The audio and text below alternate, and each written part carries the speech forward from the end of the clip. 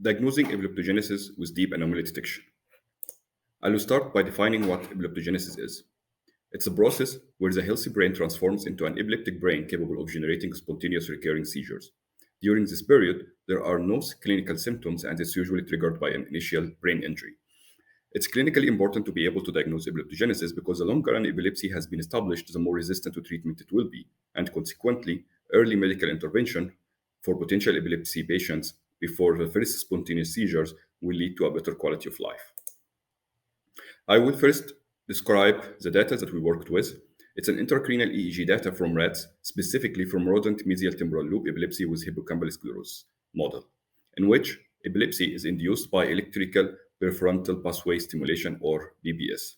So we had two groups of animals, control group in which no stimulation occurred, and BPS group that were stimulated after a baseline period and eventually developed epilepsy by getting the first spontaneous seizure.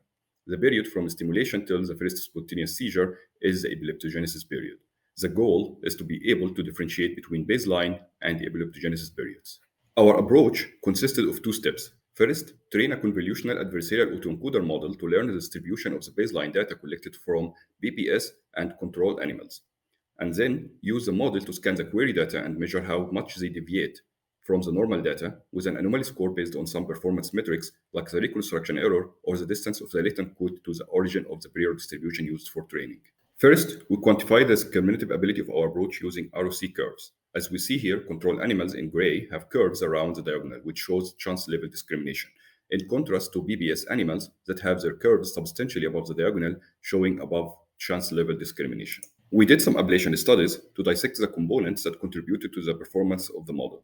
In red here, we see the best performing model using the adversarial loss with Gaussian prior distribution with standard deviation 0,1 and using an anomaly score based on a weighted average of the reconstruction error and the distance to the origin of the prior distribution. We also show that the reconstruction errors can reveal the gradual change in brain electrical activity through time. Here we show on the y-axis the fraction of the samples that have a higher reconstruction error than the median of the training distribution.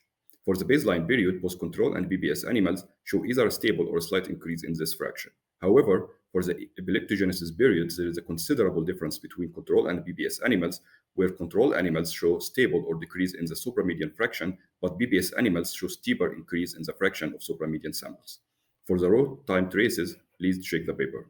This can't be quantified as shown here. There is no significant difference between both animal groups in the baseline period, but there is a significant difference between the animal groups in the epileptogenesis period.